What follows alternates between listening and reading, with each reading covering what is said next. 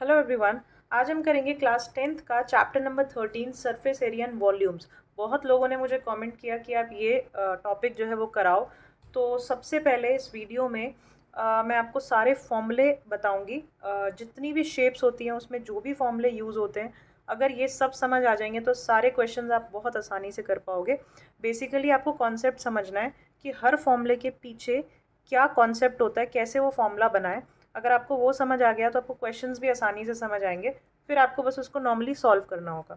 तो ध्यान से समझना। सबसे पहले हम बात करते हैं कि हमारे पास कितनी तरह की शेप्स होती हैं।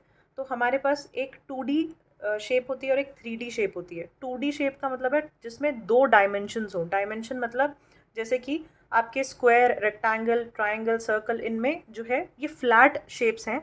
इनमें सिर्फ दो ही डायमेंशन है, एक लेंथ और एक ब्रेड्थ। ठीक है, इसमें कोई हाइट नहीं है, यानी ये कोई 3D 3 डायमेंशन वाली शेप नहीं है। ये एक फ्लैट शेप है जिसको मैं पेपर पे ड्रॉ कर सकती हूँ। तो ये 2D शेप हो गई। ऐसे ही 3D शेप्स होती हैं जैसे कि क्यूब, क्यूबॉइड, उनके बारे में हम थोड़ी देर में डिस्कस करेंगे। तो सबसे पहले देखते हैं स्क्वायर के बारे में। स्क्वायर एक ऐसी शेप है जिसमें सारी साइड्स जो हैं इक्वल होती हैं, और मान लेते हैं कि एक साइड ए लेंथ की है। ठीक है, तो अगर आपको स्क्वायर का एरिया निकालना है, यानी ये स्क्वायर एरिया का मतलब है ये स्क्वायर कितनी जगह में है, कितनी जगह मतलब पेपर पे कितनी जगह ऑक्यूपाई कर रहा है, that is called the area. तो एरिया अगर निकालना है तो आप ए को ए से मल्टीप्लाई करोगे। एक्चुअली में हम क्या करते हैं, जितनी लेंथ होती है यानी कि जितना लंबा कोई शेप है या ऑब्जेक्ट है, उसकी कितनी चौड़ाई है, विड्थ कितनी है, हम दोनों को मल्टीप्लाई कर देते हैं। तो लेंथ इंटू ब्रेड्थ जो है आपको उसका एरिया दे देती है। तो स्क्वायर के केस में जो लेंथ है वही ब्रेड्थ है, यानी दोनों ही सेम है, सारी साइड सेम होती है, तो ये भी ए ही होगा और ये भी ए ही होगा। तो ए इंटू ए। एक्चुअल में हम क्या कर रहे हैं, देखो रेक्टेंगल का केस भी देखो। रेक्टेंगल में लेंथ अलग होती है, यानी वो थोड़ा लंबा होता है, ब्रेड्थ अलग, यानी दोनों जो हैं वो डिफरेंट डिफरेंट होंगी। दोनों लेंथ्स जो हैं वो डिफरेंट होंगी, एक लेंथ एक ब्रेड्थ। तो इसका एरिया अगर मुझे निकालना है तो मैं लेंथ इंटू ब्रेड्थ करूँगी। सिमिलरली स्क्वायर का एरिया निकालना है तो ए इंटू ए करेंगे, ए स्क्वायर, और रेक्टेंगल का एल इंटू बी। ठीक है, ऐसे ही अगर मुझे इसका पेरीमीटर निकालना है। अब सबसे पहले पेरीमीटर का मतलब समझो। पेरीमीटर का मतलब होता है कि अगर मैं एक कॉर्नर से, किसी भी शेप के एक कॉर्नर से चलना शुरू करूं और या इसको मेजर करना शुरू करूं, तो यहाँ से पूरा मेजर करते हुए मैं वापस उसी पॉइंट पर आऊँगी, तो मैं कितना डिस्टेंस कवर करूँगी या ये टोटल मेजरमेंट कितनी होगी, उसको पेरीमीटर कहते हैं। ठीक है, तो मान लेते हैं ये ए है, ये भी ए है, ये भी ए है और ये भी ए है। तो अगर मैं स्क्वायर का पेरीमीटर काउंट करती हूँ तो ए ए ए ए, मैं 4 बार ए को प्लस कर रही हूँ, यानी साइड को प्लस कर रही हूँ। तो पेरीमीटर ऑफ स्क्वायर हो जाता है 4 इंटू ए। या तो 4 बार ए को प्लस कर दो यानी साइड को प्लस कर लो, या 4 से एक साइड को मल्टीप्लाई कर लो। क्यों? क्योंकि साइड तो सेम ही है, उसको 4 टाइम्स मल्टीप्लाई कर दो, पेरीमीटर आ जाएगा। ऐसे ही रेक्टेंगल में ध्यान देना। रेक्टेंगल में आपको यहाँ से पूरी लेंथ निकालनी है, इसका पेरीमीटर कितना है। ठीक है, तो आप क्या प्लस करोगे, देखो, एक एल यानी लेंथ प्लस करोगे 1, फिर एक ब्रेड्थ प्लस करोगे, फिर दोबारा एक लेंथ आएगी और दोबारा एक ब्रेड्थ आएगी। तो 2 लेंथ्स एंड 2 ब्रेड्थ्स। तो इसको मैं ऐसे लिख सकती हूँ, 2L यानी 2 बार लेंथ प्लस की, प्लस 2 ब्रेड्थ, 2 ब्रेड्थ प्लस की। तो यहाँ से इससे 2 कॉमन ले लिया और इससे भी 2 कॉमन ले लिया, तो 2 आ गया आपका बाहर, और बीच में बच गया L और ये B, L प्लस B। तो आपका जो फॉर्मूला है रेक्टेंगल के पेरीमीटर का वो हो जाता है 2L प्लस बी। ठीक है, कैसे बना है वो समझ आ रहा है। आगे देखते हैं ट्राइंगल के बारे में। ट्राइंगल कैसा भी हो सकता है, ज़रूरी नहीं है यहाँ पे ट्राइंगल की सारी साइड्स इक्वल हों, अनइक्वल साइड्स भी हो सकती हैं, आइसोसेलेस, स्केलीन, कोई भी ट्राइंगल हो सकता है। तो ट्राइंगल का मुझे अगर एरिया निकालना है तो मैं कैसे निकालूंगी, half into base into height. Area का फॉर्मूला होता है बेस इंटू हाइट को आधा कर दो। तो बेस क्या है, ध्यान से देखना। बेस होता है आधार जिस पे ट्राइंगल खड़ा होता है। ठीक है, और हाइट क्या होती है, उस बेस से बिल्कुल परपेंडिकुलर लाइन, यानी टोटल हाइट उस ट्राइंगल की कितनी है, इस बेस से बिल्कुल सीधी लाइन ऊपर, इसको हम हाइट कहते हैं, हाइट ऑफ द ट्राइंगल। तो बेस इंटू हाइट करोगे और उसको आधा कर दो, वो आपको ट्राइंगल का एरिया दे देगा। इसके बाद अगर मैं निकालती हूँ पेरीमीटर, तो पेरीमीटर के केस में ध्यान रखना कि सारी साइड्स अगर अलग हैं, तो आपको सारी साइड्स को प्लस करना है। यानी आप तीनों साइड्स का सम यानी पेरीमीटर कैसे निकालोगे, this side plus this side plus this side, तो ए बी और सी तीनों साइड को प्लस कर दो, ये आपका पेरीमीटर हो गया। ठीक है, अब आते हैं नेक्स्ट शेप सर्कल पे।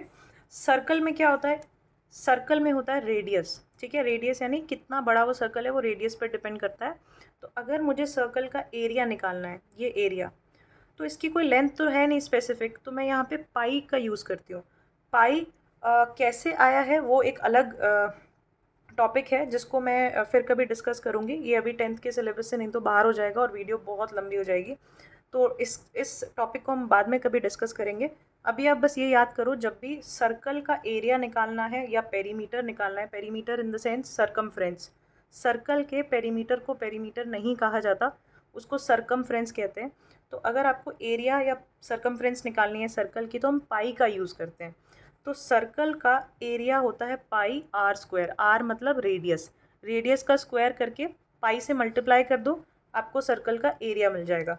इसके बाद अगर हम बात करते हैं पेरीमीटर की, तो पेरीमीटर होता है 2 into pi into R, radius को मल्टीप्लाई करना है पाई से और 2 से, 2 पाई आर, ये आपका सरकमफ्रेंस है ऑफ सर्कल। ठीक है, आगे बढ़ते हैं। पैरेललोग्राम, पैरेललोग्राम एक ऐसी शेप है, जैसे ऐसा समझो कि हमने रेक्टेंगल को, ये जो रेक्टेंगल था इसकी सारे कॉर्नर्स ना 90 डिग्री होते हैं यानी परपेंडिकुलर होते हैं। इसी परपेंडिकुलर कॉर्नर्स को मैंने थोड़ा सा टेढ़ा कर दिया, हल्का सा टिल्ट कर दिया, यानी कि आपकी आमने सामने वाली साइड तो बिल्कुल सेम है, ये लेंथ और ये लेंथ बिल्कुल सेम है, ये ब्रेड्थ और ये ब्रेड्थ आपस में सेम है, लेकिन ये जो कॉर्नर्स हैं 90 डिग्री नहीं है, ये थोड़ा सा टिल्ट हो गए हैं, तो इसको कहते हैं पैरेललोग्राम। अब पैरेललोग्राम में भी अगर आपको एरिया निकालना है तो आप क्या करोगे, ये लेंथ है और ये ब्रेड्थ की जगह आपको ध्यान रखना है कि आप इसकी हाइट लेते हो। अब हाइट क्या होती है, एक साइड से दूसरी ऑपोजिट साइड पे perpendicular distance is height. Height कभी भी टेढ़ी नहीं हो सकती, ध्यान रखना।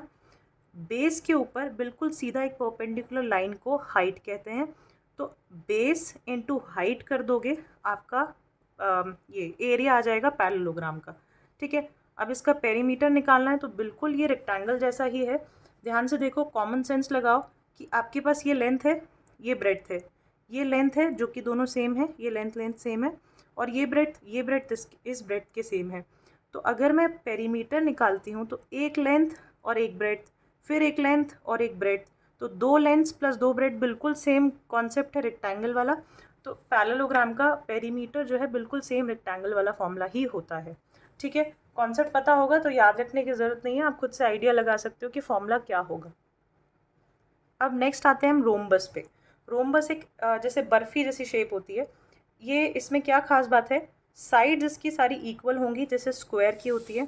ये देखो ये स्क्वायर, इसमें सारी साइड्स इक्वल होंगी, लेकिन अब स्क्वायर की भी जो साइड्स जहाँ पे मिलती हैं वो 90 डिग्री होता है सब।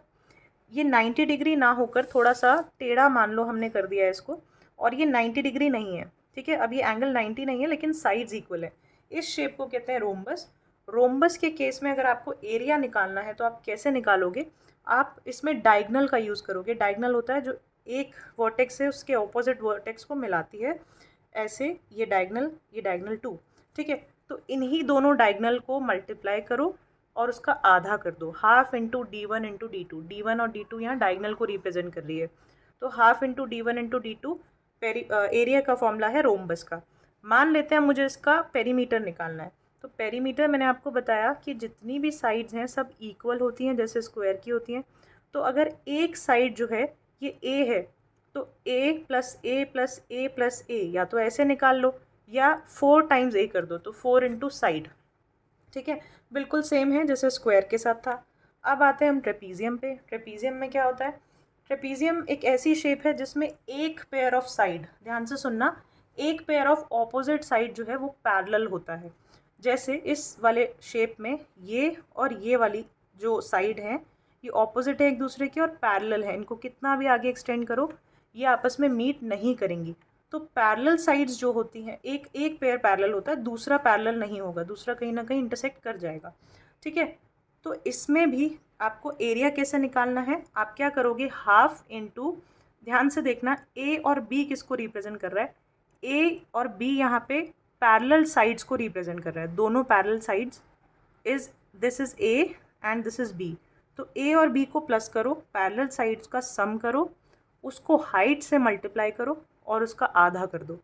हाइट से मल्टीप्लाई का मतलब है वही बेस के ऊपर बिल्कुल सीधा परपेंडिकुलर डिस्टेंस इज हाइट।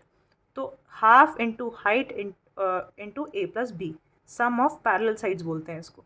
ठीक है, अब मान लेते हैं मुझे इसका पेरीमीटर निकालना है। तो यहाँ पे देखो कोई स्पेसिफिकेशन नहीं है कि जैसे स्क्वायर में तो सारी साइड्स इक्वल होती हैं, रेक्टेंगल में ऑपोजिट साइड इक्वल होती है। इसमें ऐसा कुछ भी नहीं है, इसमें मुझे सारी साइड्स अलग अलग भी मतलब अलग अलग भी आपको दिख सकती हैं। ऐसा नहीं कि कोई कंडीशन है कि ऑपोजिट साइड या एडजेसेंट साइड्स इक्वल होती हैं। तो आपको पेरीमीटर निकालना है तो आपको जितनी भी साइड दी हुई हैं उनको प्लस कर दो। जैसे ये मान लो मैं पेरीमीटर निकालती हूँ तो दिस इज़ ए, ये है मान लो बी, ये सी, ये डी। तो A plus B plus C plus D, आपको चारों साइड्स को अलग अलग प्लस करना पड़ेगा। तो ये आपका पेरीमीटर फॉर्मूला हो गया ट्रेपीजियम का। आई होप आपको ये वाले फॉर्मूले समझ आए होंगे। अब 3D के लिए मैं अलग वीडियो बनाऊंगी, नहीं तो बहुत लंबी वीडियो हो जाएगी। तो अच्छे से याद करो, कॉन्सेप्ट्स को समझो, उसके बाद क्वेश्चंस करेंगे।